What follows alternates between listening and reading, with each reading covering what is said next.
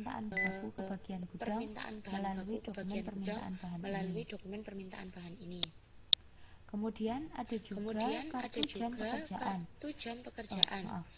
Kartu jam pekerjaan ini digunakan untuk mencatat jam kerja langsung setiap pekerjaan. Jadi seperti yang saya tadi kasih contoh, ada tiga pekerjaan itu ya. Tadi saya ngasih contohnya pekerjaan satu nggak banyak tenaga kerjanya, pekerjaan dua banyak tenaga kerjanya, pekerjaan tiga tenaga kerja sama bahan bakunya sama atau proporsinya rata. Jadi di sini tuh melalui kartu jam pekerjaan kita itu bisa memonitor pekerjaan mana sih yang membutuhkan banyak tenaga kerja. Nah, di situ berarti nanti kan pengalokasian kosnya juga harus berdasarkan apa yang terjadi di pabrik ketika memang banyak menggunakan tenaga kerja, sehingga jam kerjanya juga akan lebih banyak kan. Sehingga di sini kita bisa memonitoring pekerjaan mana yang menggunakan banyak tenaga kerja atau banyak menghabiskan jam. Pekerjaan itu bisa kita lihat dari kartu jam pekerjaan. Kemudian untuk dokumen yang ketiga adalah kartu cost overhead pabrik. Ada. Kalau di modul itu di bagian awal memang dituliskan dokumennya ada tiga. Setelah kartu jam pekerjaan langsung kartu kos pekerjaan. Tapi nanti setelah dibaca ke belakang lagi nanti akan menemukan kartu cost overhead pabrik. Itu di kedua kalau nggak salah. Kegiatan belajar 2. Jadi nanti kalau dibaca pelan-pelan di modul itu nanti akan ketahuan ya, betul. Akan ketahuan ya, betul. Di 513 itu ada. Jadi ya betul 513. Ya, Jadi nanti saya cuma merangkum semuanya, pokoknya dokumen-dokumen yang dibutuhkan itu apa, saya rangkum jadi satu slide. Intinya ini yang dibutuhkan. Kalau yang permintaan bahan mencatat tentang bahan baku. Kalau kartu jam pekerjaan mencatat jam tenaga kerja. Sedangkan untuk kartu cost overhead pabrik itu untuk mencatat overhead yang terjadi di pabrik.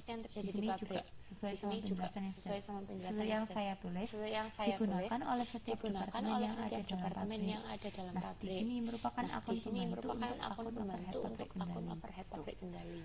Dan yang terakhir setelah kita mengisi kartu permintaan bahan, kartu jam pekerjaan, kartu cost overhead pabrik, semuanya dirangkum ke dalam kartu kos pekerjaan. Digunakan untuk mengakumulasi seluruh kos tenaga kerja dan konversi yang digunakan untuk memproduksi produk sesuai dengan pesanan. Jadi yang pertama kita harus mengisi tiga ini dulu. Kemudian semuanya akan dirangkum atau diisi lagi, dipindahkan angka-angkanya semuanya ke dalam kartu kos pekerjaan. Di modul juga ada gambarnya, contohnya itu seperti apa. Nah, itu. Di sini saya kurang jelas. Saya ngutip dari modul aja kok fotonya. Itu ada. Bisa dilihat di modul seperti apa. Jadi ingat-ingat lagi ya yang diisi harus 4. Yang permintaan bahan, kedua kartu jam pekerjaan, kartu kos overhead pabrik, dan yang terakhir dari ketiga itu dimasukkan lagi atau dipindah ke kartu kos pekerjaan. Seperti itu. Nah, ini kartu kos pekerjaan contohnya. Setiap penggunaan bahan baku dan konversi harus dicatat pada dokumen yang sesuai dan kemudian diakumulasi dalam kartu kos pekerjaan. Berdasarkan kartu kos pekerjaan maka dapat dihitung kos per unit dan laba setiap pekerjaan atau order. Jadi dari sini setelah ketiganya tadi diisi dan kemudian kita mengisi kartu kos pekerjaan, dari situ kita bisa tahu kos per unitnya berapa dan labanya itu berapa di setiap pekerjaan setiap pekerjaan atau setiap order. Cara menghitung cost per unit itu dengan membagi cost produksi dengan jumlah unit yang diproduksi pada setiap pekerjaan atau order. Misalkan kalau di order ini misalkan di bakery gitu. Di bakery ada pesanan 100 buah roti. Nah, cost 100 buah roti itu misalkan 100.000. Jadi kalau cost per unitnya ya 100.000 dibagi, tadi saya contohnya berapa ya? Saya lupa, 50 buah. Ya, berarti 100.000 dibagi 50 buah. Seperti itu. Itu contoh perhitungan cost per unitnya. Jadi total costnya berapa? Nanti dibagi sama jumlah unit yang diproduksi pada setiap pekerjaan itu berapa? Seperti itu. Oke, lanjut ya. Oh, habis. Bentar, ganti PPT. Itu kan saya tadi juga share kalau PowerPoint-nya kan ada 3 ya. Itu soalnya kalau misalkan langsung jadi satu file itu terlalu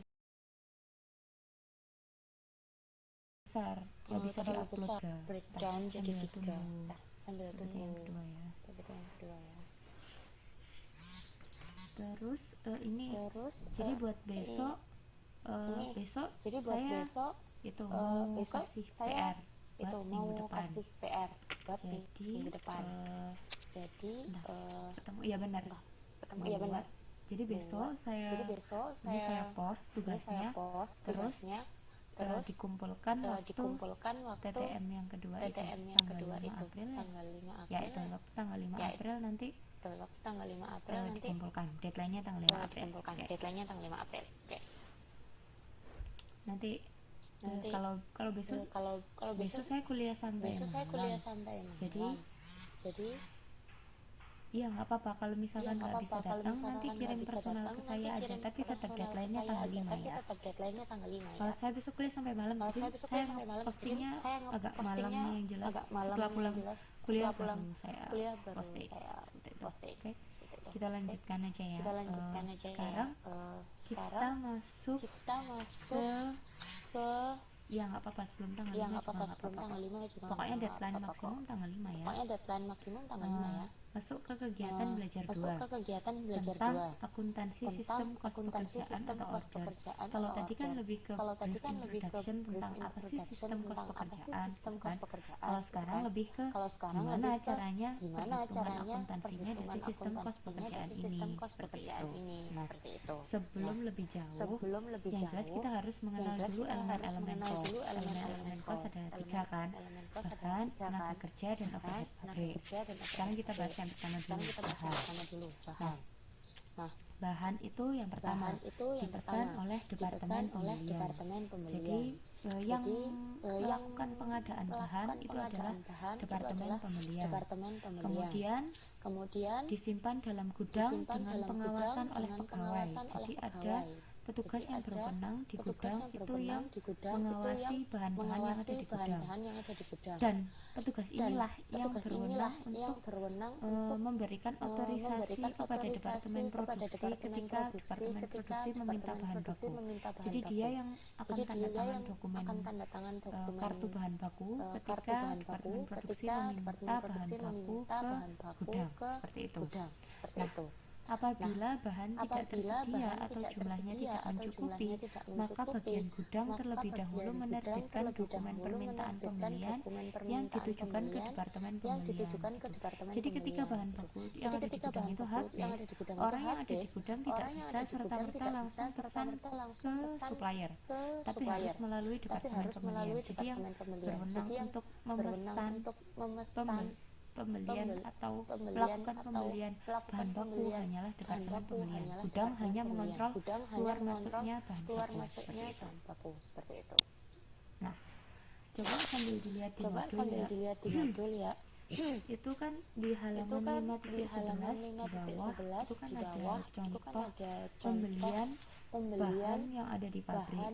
Di situ ada pembelian mulai dari kayu, terus filament, lem, paku dan sebagainya. Nah, di situ kan total pembelian adalah 22 juta. Nah, gimana caranya kita menuliskan jurnalnya? Di sini saya sudah menuliskan. Jadi kalau pembelian